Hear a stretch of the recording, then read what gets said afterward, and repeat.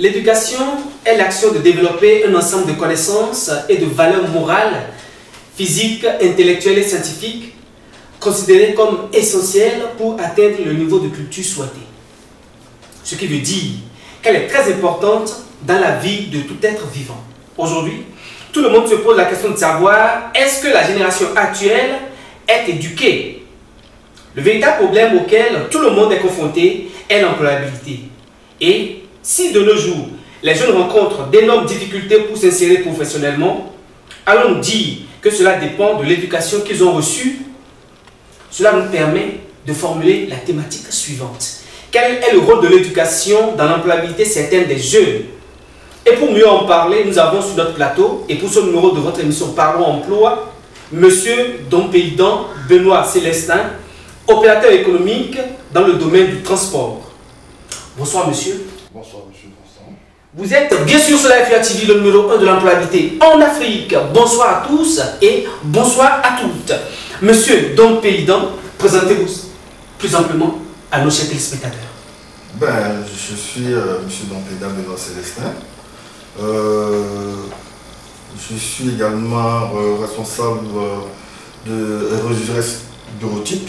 Donc, je suis le bureautique comprend un peu tout ce qui concerne le domaine de ce que c'est que la bureautique.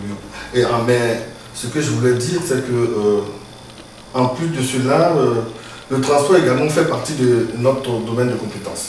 Donc, je sais à peu près de quoi nous allons parler, donc je suis à l'aise et prêt à répondre à vos questions. Merci beaucoup pour votre présence sur notre plateau et merci d'avoir répondu à notre appel. Merci bien. Merci beaucoup. Alors, selon vous, éduquer, c'est quoi? Bon, pour moi, éduquer, c'est d'abord amener une personne à prendre conscience de ses valeurs, de ses capacités, à pouvoir répondre directement à l'attente de ses responsabilités de demain. Éduquer, c'est, comme je l'ai dit, amener une personne à être pleinement consciente, mais l'amener également à voir que plus je m'engage dans la vie, plus la vie me donne des possibilités d'avancer, plus je dois me poser une seule question. Est-ce que je suis assez prêt pour assumer le rôle, les valeurs que mes parents sont en train de m'éduquer? Donc, je pense que éduquer, c'est transmettre un savoir, c'est transmettre des bonnes formes pour que le jeune ou bien la personne que nous avons devant nous demain soit une personne aguerrie et prête à faire ce qu'elle va faire pour la société. D'accord. Alors, si je vous demandais, mais quels sont les critères sur lesquels on peut se baser pour qualifier un jeune de bien éduqué? Quels sont les critères?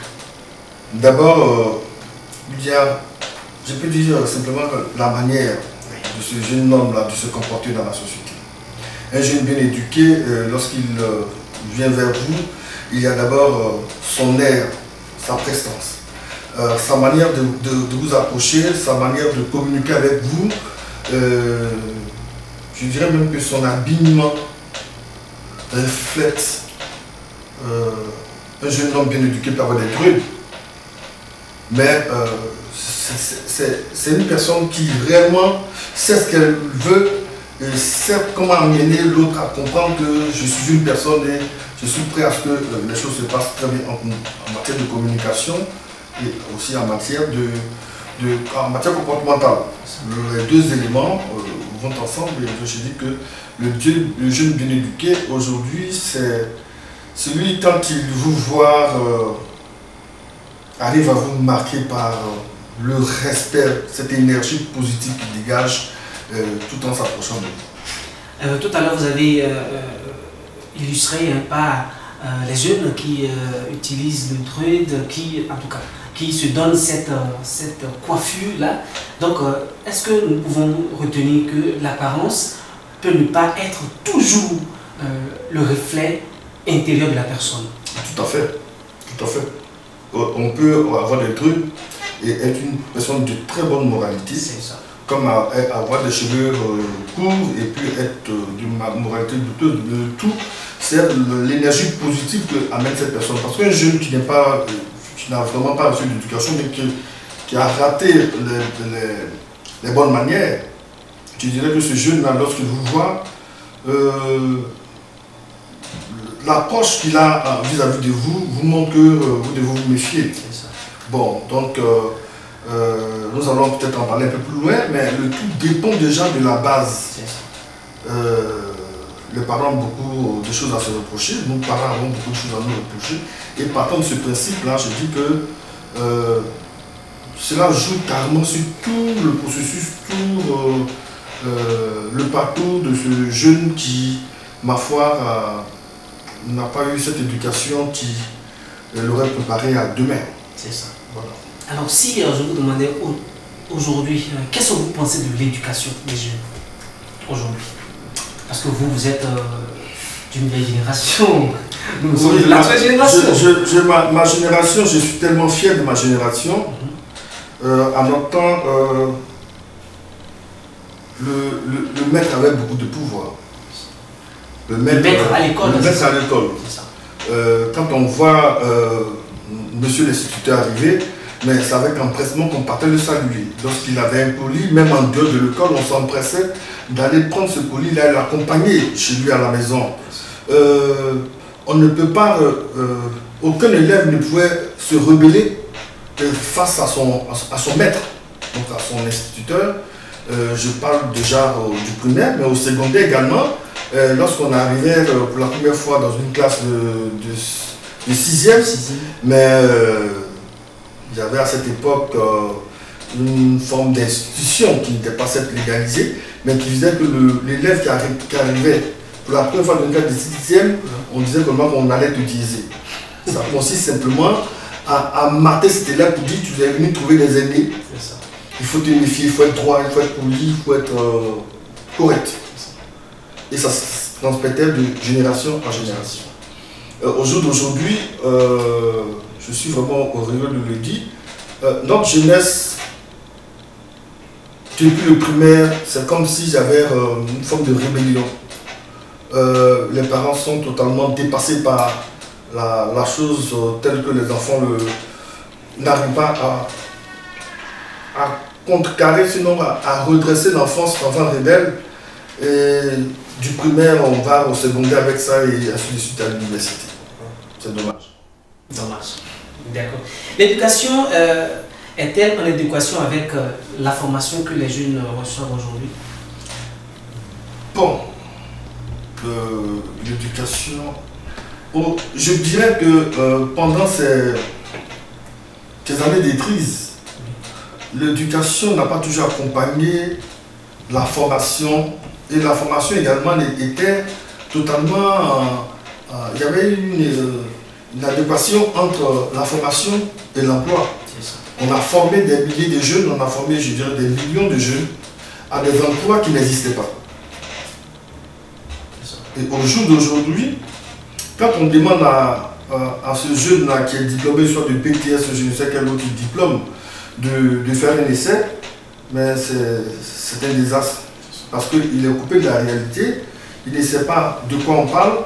Et c'est cette jeunesse-là qui a au jour d'aujourd'hui beaucoup de problèmes pour s'insérer dans le tissu professionnel.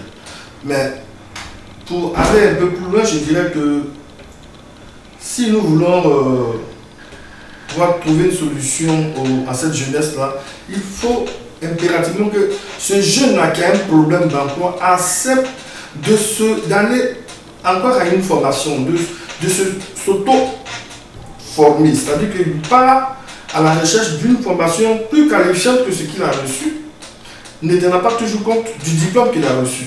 Parce que le diplôme, si tu as un diplôme, que le diplôme ne te donne pas accès à un emploi, dis-toi qu'il y a un problème. Ne dis pas qu'il n'y a pas d'emploi.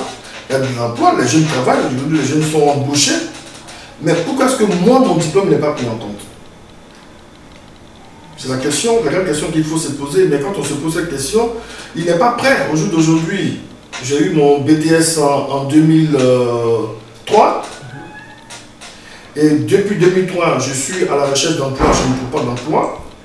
Et je me dis, bon, la politique qu'on a mis en place ne veut pas me prendre en compte parce qu'on ne veut pas me donner l'emploi. Mais non, c'est parce que la formation que ce jeune a reçue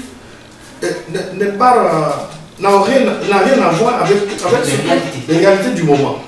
Et quand on parle de ce principe-là, on se dit, bon ben, il faut que ce jeune-là se remette en cause et qu'il se dise que bien que nous soyons, bien que je sois allé à l'école, j'ai eu mon bac, j'ai eu mon BTS et tout, mais en même temps, on s'est dit, bon, puisque ici, on ne veut pas me donner l'emploi que j'ai, ou bien la formation que j'ai, l'emploi correspondant à la formation que j'ai reçue, donc je préfère migrer, je préfère aller ailleurs et faire en sorte que demain soit chanteur pour moi. Donc en même temps, l'exode est tout tracé pour cette catégorie de jeunes qui, donc la formation n'est plus prise en compte. Pour eux, la solution, c'est l'exode. Alors, dans votre intervention, vous avez abordé deux points principaux. Vous avez abordé le problème de l'entrepreneuriat, vous avez aussi abordé le problème de l'immigration, mais nous allons y revenir. Mais avant, parlez-nous, quel est votre regard de la formation reçue aujourd'hui par les jeunes? Bon, je peux dire que la formation aujourd'hui correspond un peu à ce que les entreprises veulent. Vous voyez qu'au niveau du ministère enseignement supérieur et de la recherche scientifique, on constate au jour d'aujourd'hui que chaque année, le ministère fait l'effort de faire un tri parmi les grandes écoles, de sorte à extraire des écoles qui ne sont pas réellement à la hauteur de la formation, à la hauteur des tâches qu'on leur confie. Parce que quand un parent doit débourser 500, 600 000 francs pour former son enfant, il faudrait effectivement que cet enfant ait une possibilité de sortir demain et d'épauler le père qui a tant contribué à sa formation. Mais les années de crise ont fait que des milliers de jeunes ne sont pas pris en compte. Au jour d'aujourd'hui, ce que nous constatons, c'est que il y a beaucoup de révoltés dans la jeunesse, parce que le jeune qui a fait une formation qui n'est pas pris en compte, ce n'est pas sa faute. Lui, il laisse simplement aller à l'école, avoir un diplôme de travailler. Qu'est-ce qui s'est passé? La faute incombe à plusieurs personnes au niveau de la chaîne de formation jusqu'à l'entrée de la vie active. Et si tout n'est pas pris en compte de façon correcte, aujourd'hui, je suis désolé, ben, nous allons assister encore à l'exode des jeunes, nous allons assister à tout ce que le jeune fait qui ne lui est pas réellement profitable. D'accord. Voilà. Moi, je pense qu'il faut que le jeune au jour d'aujourd'hui prenne conscience. Prendre conscience que son avenir, c'est lui-même. Ce n'est pas le chef d'entreprise. Non, c'est lui-même le premier responsable de sa vie. Je peux être ingénieur informaticien, je peux être caméraman, je peux être journaliste. Mais si je vois que... Là, c'est vous prenez un exemple là. Oui. Mais cadre et puis... Voilà. Merci. Mais quand on voit que ce domaine-là ne me donne pas des possibilités réelles, mais je dois pouvoir trouver un moyen d'aller à une formation qui n'a rien à voir. Je peux être un maçon, je peux être un menuisier, le domaine qui absorbe le plus de personnes enfin, je vais dire que quand on recherche un emploi, oui, et qu'on sait que de l'autre côté, on recherche plutôt des manœuvres, les manœuvres sont recrutées en masse, mais je préfère aller être manœuvre que de rester à rien faire. J'ai mon diplôme, certes, mais en attendant que je puisse trouver quelque chose à la hauteur de mon talent ou bien de ce que j'ai comme compétence, plutôt que de rester à ne rien faire, mais il faut aller être manœuvre. Mais on ne sait pas, du manœuvrage, on peut devenir ouvrier, on peut être chef de chantier, on peut être beaucoup de choses. Au jour d'aujourd'hui, le jeune se dit, non, moi je suis technicien réseau, Donc si ce n'est pas dans la communication, moi je ne me retrouve pas. C'est pas possible. D'accord. Alors vous avez brossé la question que je veux poser maintenant, mais j'aimerais quand même que vous alliez un peu plus en profondeur par rapport à ça. Est-ce que les différentes formations reçues par les jeunes aujourd'hui sont en adéquation avec les entreprises que nous avons? Bon, c'est ce que j'essaie de dire tout à l'heure. J'aimerais que vous alliez un peu plus en profondeur. Oui, mais avant d'arriver à ça, je disais tantôt que au jour d'aujourd'hui, ce que nous avons comme formation correspond avec ce que demandent les entreprises. Mais malheureusement, il ne faut pas oublier cette autre jeunesse qui a reçu une formation aujourd'hui qui n'allait pas s'insérer. Et c'est cette jeunesse-là qui est la plus dangereuse, si je peux employer cette expression. Parce que c'est quand on dit je suis là, je n'ai pas d'emploi, j'ai pas d'emploi, j'ai pas d'emploi, mais ce n'est pas celui qu'on forme aujourd'hui qui n'a pas d'emploi. C'est celui qui a été formé hier qui n'a pas d'emploi. Celui dont la formation n'a rien à voir avec ce que recherchent les entreprises aujourd'hui, c'est celui-là qui a un problème d'emploi. Donc, au jour d'aujourd'hui, les jeunes qui sont formés, les jeunes qui sortent, arrivent à s'insérer. Ils arrivent à s'insérer. Mais cette diète pose réellement un problème. Qu'est-ce qu'il faut faire pour cette jeunesse-là? C'est ça que je disais tantôt. Qu'il faut que ce jeune-là apprenne, accepte de réaliser, qu'il laisse son diplôme tranquille, ce diplôme-là qui ne lui donne pas droit à un service, au service auquel il aspire, mais qu'il accepte simplement d'aller à se former de nouveau, de sorte à être plus compétitif. Parce qu'aujourd'hui, quand on regarde des jeunes qui sortent, sincèrement, ils ont beaucoup de choses. Mais en même temps, vous avez posé une question tout à l'heure concernant le problème de l'éducation. Mais ce côté-là aussi pose un gros problème. Parce qu'un jeune qui sort de l'université, je dirais que je prends un jeune par exemple qui sort de l'université, licence en lettres modernes, non licence qui a un master en lettres modernes, mais lorsqu'on lui demande à ce jeune-là, sincèrement, on veut simplement une dissertation, il faut nous faire une dissertation, il y a des problèmes. Ça me rappelle. Voilà. Donc, vous voyez qu'à partir de là, on a un gros problème au niveau d'abord, en amont d'abord, avant d'arriver en aval. Au jour d'aujourd'hui, vous ne voulez pas qu'on se cache. On sait comment est-ce que on passe le bac, les élèves passent le bac, ils passent le bac, ils passent le bac. On ne va pas comprendre que quand mon fils va passer le bac, je suis encore là devant le lycée, voir comment est-ce que je vais faire pour que mon enfant réussisse au bac. Mais non, l'enfant va passer le bac, l'enfant doit être décontracté, il doit assumer son... Il y a des gens qui l'ont formé. Mérité son diplôme. Voilà. Mais beaucoup ne méritent pas leur diplôme. Et cela rejaillit automatiquement sur la formation. On ne peut pas être juriste et ne pas connaître ce que c'est que les béabas du droit. Ce n'est pas possible. On sort, on dit je suis juriste, et puis après, bon, ben, on s'oppose que lui, la justice, c'est ceci, la justice. Mais justement, toi-même qui critiques cette justice-là, est-ce que tu as eu une formation, tu as su que la formation que tu as reçue est complète? Non. On triche.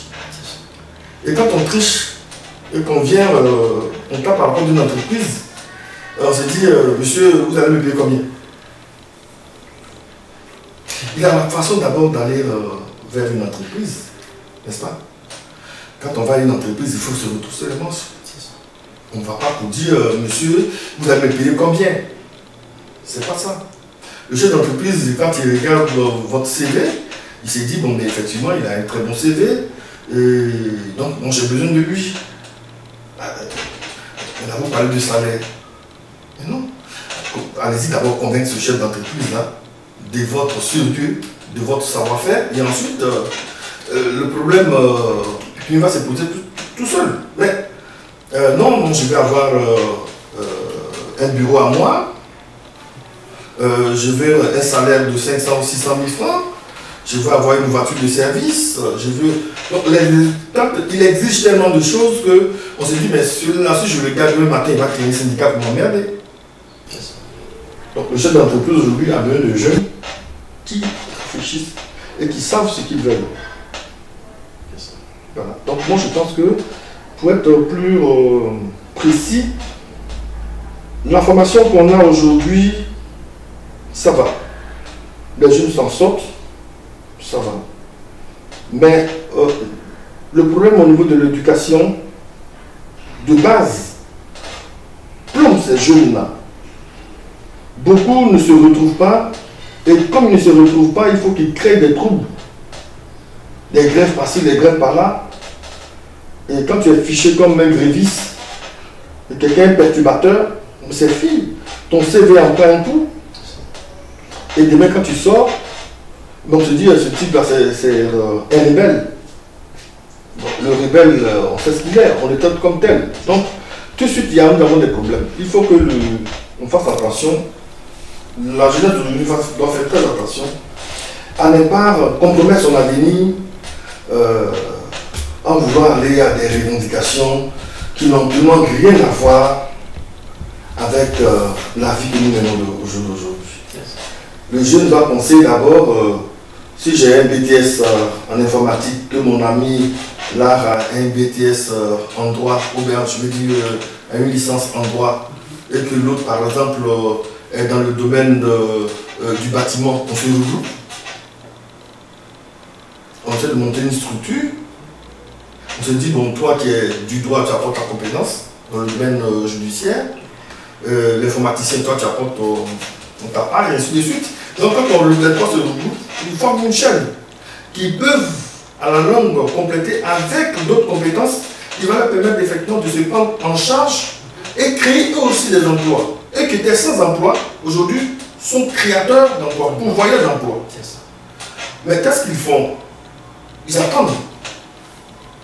C'est cette autre jeunesse qui est consciencieuse, qui s'est dit, bon voilà, moi j'ai un BTS, je ne peux pas, le BTS actuellement ça ne me sert pas, mais là j'ai ma petite famille, je dois payer mon loyer, je dois m'occuper de mon enfant, de ma femme.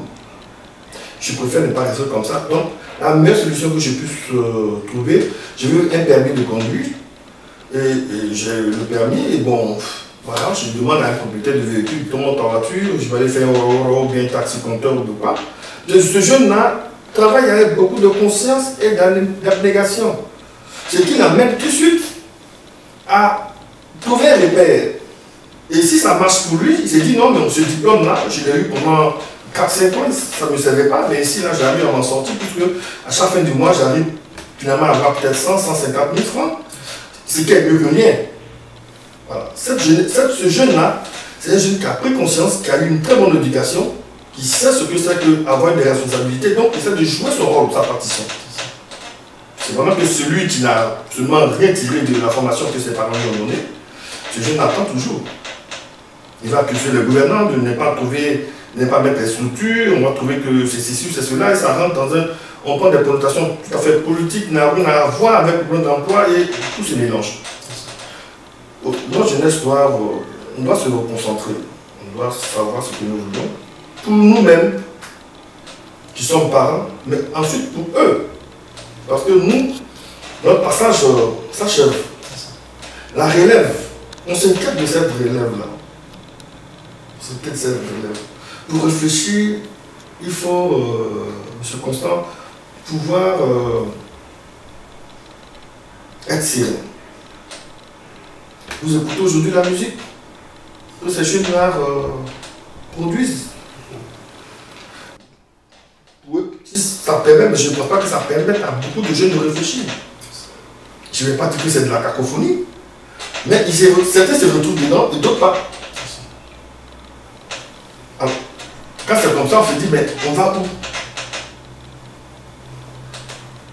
Il faut faire attention. Si bon, j'ai mon fils qui veut s'adonner à ça, je lui dis, ah non, attention, mon fils, attention, là, peut-être tu penses que c'est bon, mais attention. Voilà. La vie, ce n'est pas la mode. Non, ça n'a rien à voir. La vie, c'est de prendre conscience maintenant de tes problèmes, tes propres difficultés. C'est ce qui peut te sauver demain. Mais si tu estimes que maintenant, je veux vivre, je veux porter une veste parce que je dois impressionner une jeune fille, mais la jeune fille, elle a sa vie. Toi, tu estimes que si je n'ai pas porté, je ne sais pas, quelle marque de pain de crêpe, je ne vais pas pouvoir la séduire, mais la vie ne s'arrête pas là. Nos enfants doivent comprendre qu'à notre temps, c'était dur. Je prends aujourd'hui tous ces recadres de l'administration, tous ces hommes politiques, toutes ces personnalités, c'est des gens qu'on a frappés. Je ne dis pas qu'on frappait. Quand le maître te frappe et que tu arrives à la maison, mais le père ne cherche pas à comprendre pourquoi le maître t'a frappé. Il a même temps de commence aussi. Hein. Mais aujourd'hui, bon, c'est défendu hein, dans nos écoles, dans nos lycées. Bon, là, on risque d'entrer dans un autre domaine qui n'a absolument rien à voir parce que aujourd'hui, pourquoi c'est défendu? Parce que si aujourd'hui vous m'apportez, vous m'invitez à votre émission, vous me donnez une ligne que je dois suivre. Donc je suis la ligne, si je déborde de votre ligne, qu'est-ce que vous allez faire?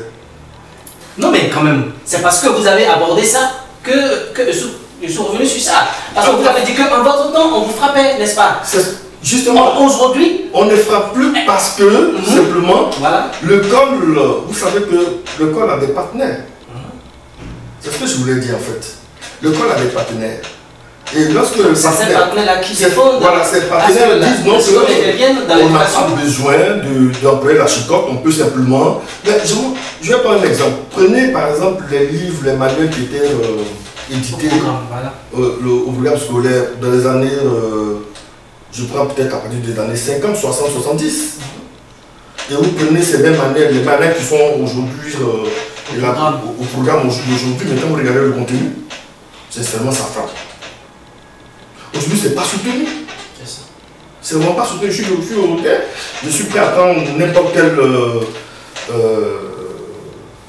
formateur ou bien éditeur pour un débat. Je dirais simplement que au jour d'aujourd'hui, l'enseignement a tellement baissé qu'on ne peut pas comprendre que des élèves se lèvent comme ça pour dire non, je suis en congé.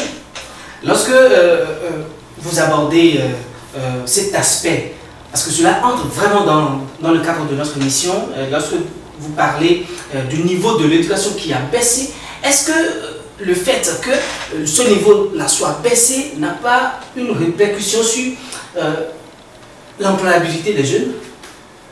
Mais c'est tellement évident, la répercussion, c'est total.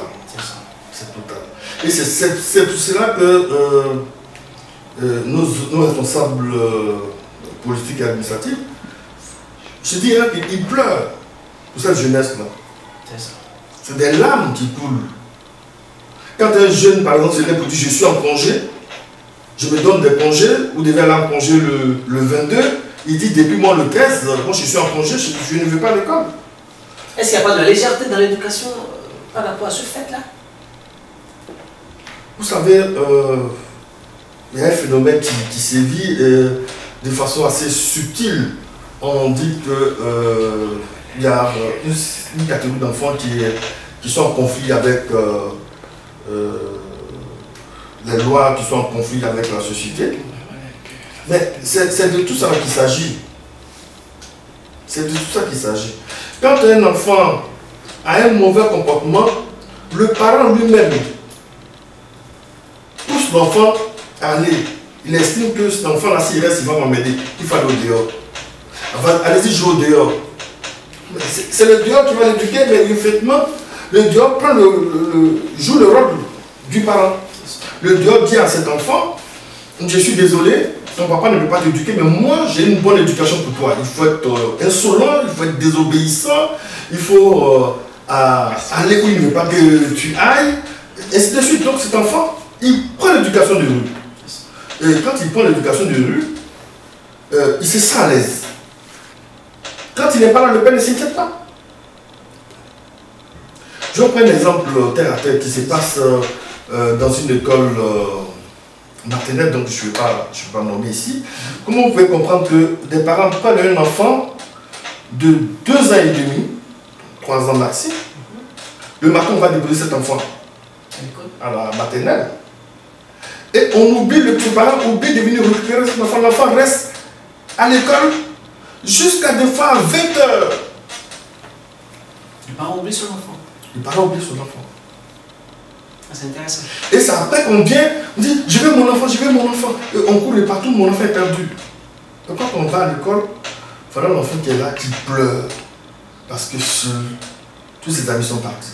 Et c'est tout le temps comme ça. C'est tout le temps comme ça. Ça veut dire que la notion de la responsabilité a foutu le camp.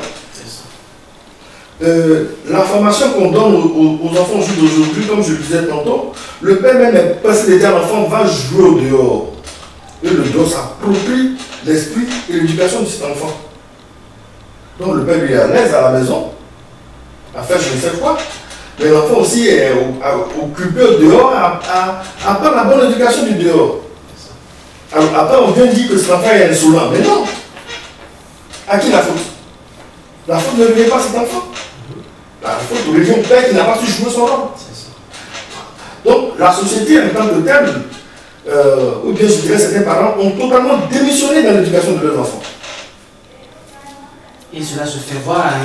C'est là, c'est le comportement. Voilà.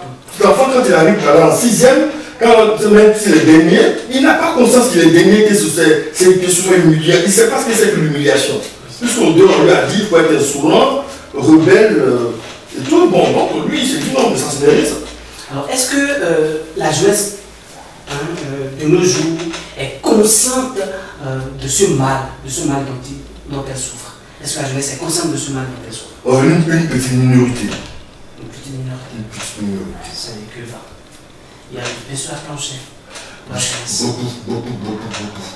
Une petite minorité. Comme je le disais à l'entame de l'émission, quand on voit un jeune bien éduqué qui vient vers vous, ça se sent tout de suite. Il dégage une énergie positive. Ça se sent tout de suite que c'est un enfant qui vient d'une très bonne éducation. Mais quand c'est l'inverse, quand il s'approche même, tu sais qu'il faut que tu me fies, tu prends des précautions. C'est ça. Quand un jeune peut venir pour dire GPS, c'est quoi ça, GPS? Oui, quand il emploie cette expression, ça veut dire que c'est la rue qui l'a formé. C'est la rue qui l'a formé. Ça n'a rien à voir avec ce langage de nouchis dont on parle. Les nouchis ne sont pas forcément des personnes qui ne sont pas bien éduquées. Mais je parle de l'énergie positive que dégage une personne bien éduquée et une personne qui est mal éduquée. Donc ça n'a rien à voir. Moi je connais très bien des gens qui ont cette expression, qui parlent le langage de rue, mais qui ont une très bonne éducation. Une très bonne éducation. D'accord. Alors, monsieur Dompédan, dites-nous, quelle formation aujourd'hui pour une employabilité certaine? Quelle formation? Bon Dieu.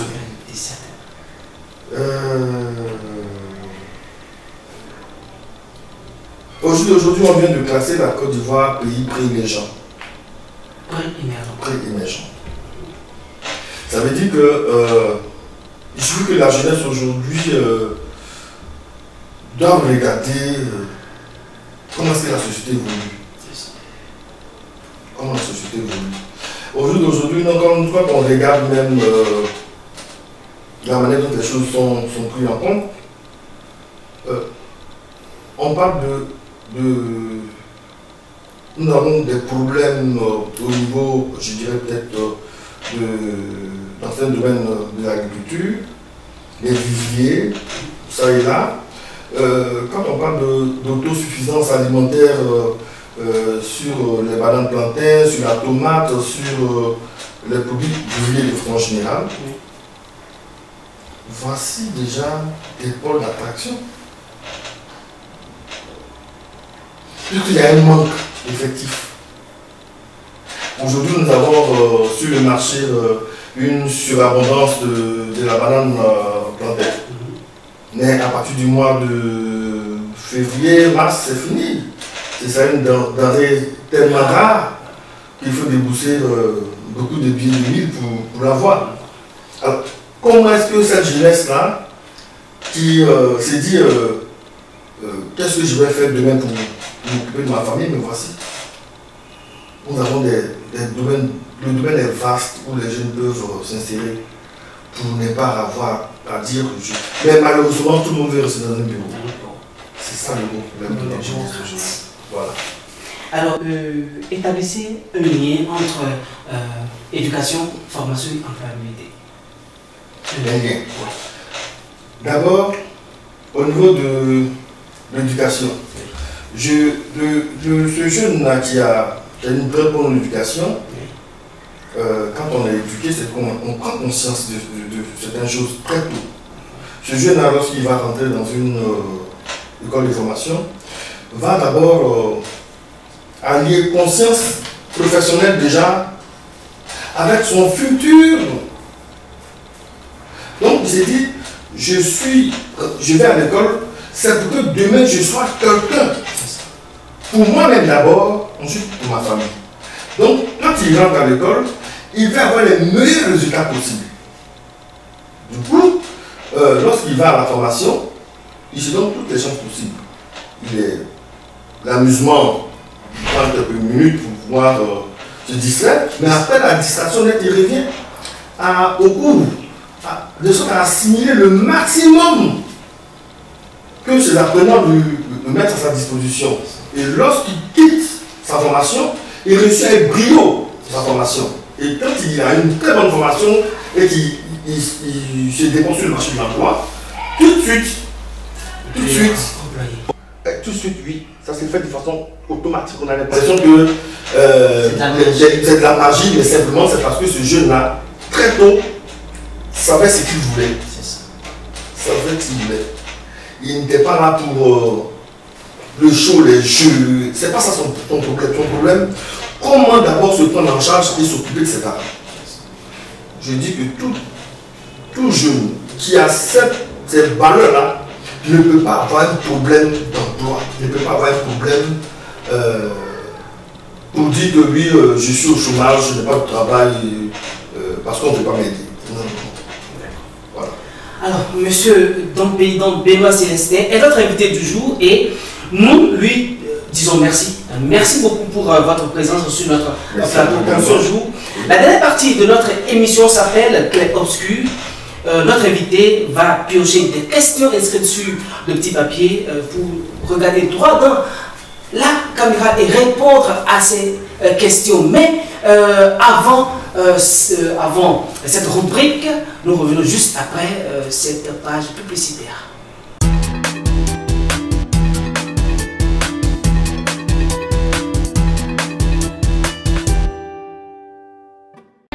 Quand arrive la période des fêtes, l'excitation monte et l'atmosphère est aux retrouvailles.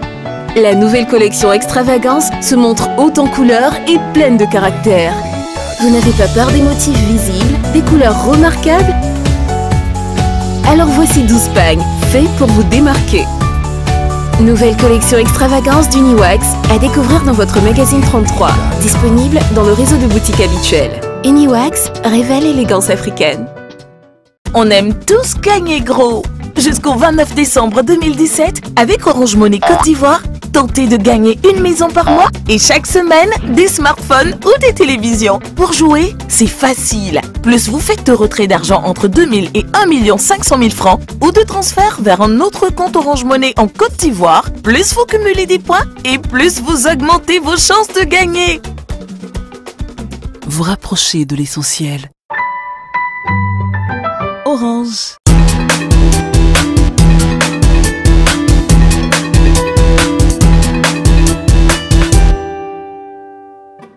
Nous voici de retour sur notre plateau. Nous sommes bien sûr avec M. Dompéidan Benoît Célestin et c'est la rubrique Clé obscure. Alors, monsieur, piochez la première question. Merci. Alors, la première question piochée dit ceci. Quel est votre plus grand défaut? Dans votre caméra, bien sûr. Quel est votre plus grand défaut? Dans la caméra, s'il vous plaît. Ben, je dirais que mon plus grand défaut, c'est la générosité. Je suis un peu trop généreux. D'accord. Ok. Deuxième. Donc, M. Dompéidan est trop généreux. D'accord. La deuxième question dit celle-ci. le deuxième papier, bien sûr. Dites une bêtise. Bêtise. C'est vrai. Oui, c'est vrai que bon, vous êtes de la vieille génération, mais dites une bêtise. Pite. Voilà une bêtise. J'ai pas compris. Pite. Ça veut dire quoi? Oh, un peu de joie, mais avec beaucoup de nostalgie. Nostalgie parce que je regrette un peu notre époque, avec son éducation de rigueur. Et puis, de l'autre côté, vous savez ce qui se passe. D'accord. Ok. Alors, troisième papier à tirer. Alors, la troisième question dit ceci. Dites le nom d'une personne que vous aimez le plus. Ah, ça chauffe aujourd'hui.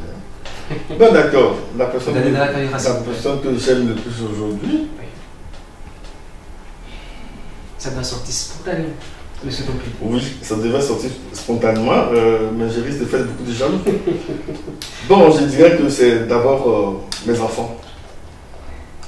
C'est vrai que je dis mes enfants.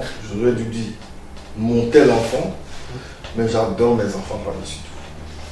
Pour eux, je suis capable de faire. De tout faire. De tout faire, même l'impossible. Je les adore. Merci, papa. La dernière. Alors, la dernière question est celle-ci. Quelle est la plus grande satisfaction de votre vie à la date d'aujourd'hui? Ma plus grande satisfaction, c'est d'avoir une femme absolument merveilleuse. Merveilleuse. Une femme qu'on ne trouve pas aujourd'hui. Une femme qui a le coup, qui est auprès de son homme, qui soutient, même dans les moments les plus critiques, qui est là. C'est une femme, je dirais, c'est une perle rare. Donc, je demande à Dieu de lui apporter beaucoup de bénédictions. Alors, nous faisons un grand coucou à cette dame. Oui. À cette dame. Son nom, est-ce qu'on peut le voir rapidement? Viviane Nguessan. Viviane Nguessan. Donc, nous faisons un grand coucou à maman Viviane Nguessan. C'est sûr, elle nous suit. Et puis, elle sera vraiment contente que ce soit elle qui est votre plus grande satisfaction jusqu'à la date d'aujourd'hui. Oui. Alors, nous sommes pratiquement à la fin de ce numéro de Parlons Emploi de ce jeudi.